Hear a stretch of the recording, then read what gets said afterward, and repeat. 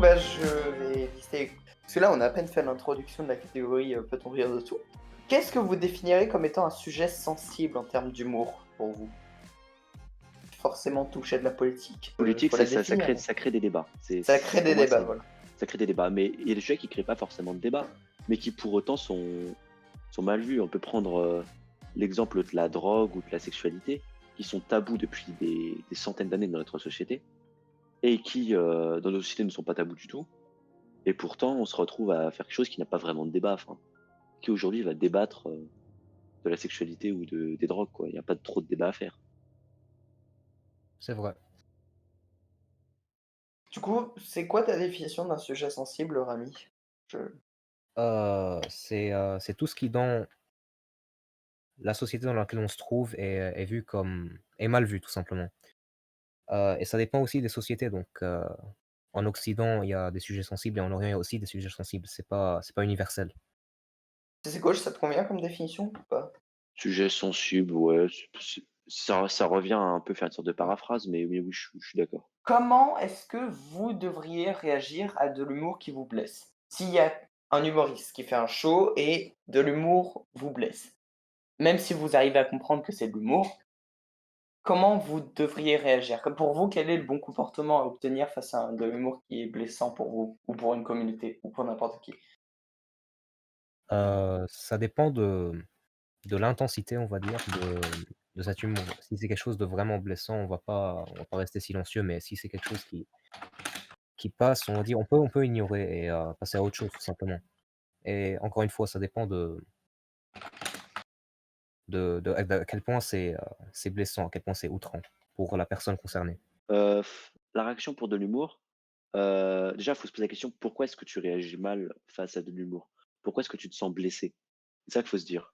Si jamais tu te rends compte que c'est parce que, tu penses que, ça reflète pas la réalité, c'est de l'humour, c'est le principe. Donc il faut savoir se remettre en question pour moi avant d'essayer d'attaquer la personne. C'est pas la faute de la personne si tu es blessé, c'est, de la faute, du contexte social dans lequel tu vis qui t'a poussé à mal vivre ça. Enfin, je suis rarement blessé par de l'humour, ça arrive, mais souvent je me remets en cause et voilà quoi. Ça se passe bien. Je pense pas qu'il fallait attaquer la personne, faire un thread Twitter ou le blacklister Et ou quoi que ce soit. tu te souviens quand on avait parlé de l'idée de d'humour à second degré, troisième degré, tout ça et une IA aura du mal à le comprendre? C'est un peu la même idée avec juste des personnes Oui, ce que je qui disais, c'est que auront du mal à comprendre un humour même et pour les de humains, c'est quoi? compliqué donc pour les IA, ça l'est encore plus. Ah, c'est ça et donc la question, avoir une comment savoir quand c'est de l'humour et ne pas essayer et se remettre en question ou quand savoir que la personne est juste, complètement raciste? Je pense pas en vrai que ça existe beaucoup de personnes qui s'admettent racistes et qui le disent haut Ah et si, tout si, ça, mais je connais de quoi? personnellement dans mon entourage proche, hein. Fais gaffe. OK, L'entourage le connaît aussi très bien. tu une la pire personne pour, voir ce genre d'exemple. Ah Hem, mes grands-parents, c'est une grande histoire de Ça doit pas être facile tous les jours. si on a de l'humour à troisième degré, quatrième degré, comment est-ce que je peux savoir que la personne fait de l'humour et n'est pas, juste, heu, méchante de mon point de vue? OK, si la personne fait de la satire, elle doit être prête à en assumer les conséquences. Les personnes qui comprennent pas que c'est de l'humour et qu'elle veut pas vraiment dire ça.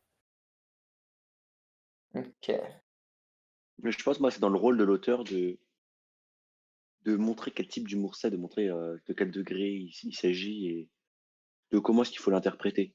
Tu as beau Mmh. faire un humour du troisième degré qui est compliqué à comprendre, je te dois quand même de laisser un soupçon, une piste de réflexion qui permette Un de à la personne indice. de comprendre le but de ces vidéos. Je vais prendre un exemple, une chaîne, YouTube, relativement, pas mal, qui s'appelle Xavier Louis de Isara.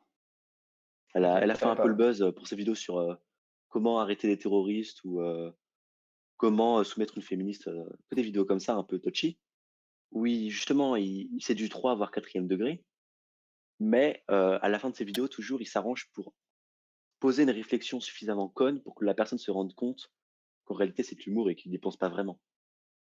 C'est un peu, mais du coup on sait pas vraiment se rendre compte si, du coup il pense que c'est du premier ou du second ou du troisième degré. Du coup c'est l'interprétation libre de chacun. Donc si tu te sens vexé après, c'est toi qui peux avoir mal interprété, donc faut pas aller non plus l'agresser pour ça. C'est ça qu'il faut OK. se rendre compte. En fait, l'important, c'est juste de définir quelque chose comme étant clairement de l'humour, quoi. C'est ça. Même pas sans être OK. clairement, mais je vais prendre un exemple du reportage, Objectif Lune qui était sorti un 1er avril sur Arte. Donc c'était un reportage de faux complots et cetera, où ils avaient construit un faux truc pour faire croire que l'homme avait jamais été sur la lune et cetera. Ah oui, mais je crois que Et j'ai ce déjà vu. reportage-là, au milieu, genre, pendant 30 minutes au début, tu crois vrai, ça a l'air vraiment sérieux et cetera. Puis au bout de 30 minutes, tu vois un gars avec, il a éliminé les personnes, tu vois un chien qui est jeté dans une piscine. Ça devient vraiment n'importe quoi, ça tourne complètement au dérisoire et il y a tout qui se casse la gueule et les complotistes ils ont utilisé que les 30 premières minutes en disant, «Voilà la preuve» et cetera. On se retrouve dans cette où ils ont laissé, tu vois, une piste pour laisser les gens comprendre. Après, une fois cette piste retirée, on se rend compte que c'est pas si évident de ça de retrouver que c'était de l'humour. Donc, ces pistes sont relativement importantes et efficaces, selon moi en tout cas. OK. Après, voilà, c'est sûr que si on retire les choses hors contexte, on peut vraiment leur faire dire un peu tout ce qu'on veut et même des atrocités. Je suis presque sûr que si tu prends le Phosphorus qu'on a fait sur les minorités et que tu tires vraiment les phrases hors contexte, tu peux nous faire avoir dit des choses absolument horribles Oh oui, hein. qu'on pense pas du tout. Pas Allez besoin de allez, sortir s'il vous certains, plaît, moi, tu m'écoutes, des fois, tu pas besoin de sortir du s'il contexte, vous hein. plaît, ne vous amusez pas à faire ça.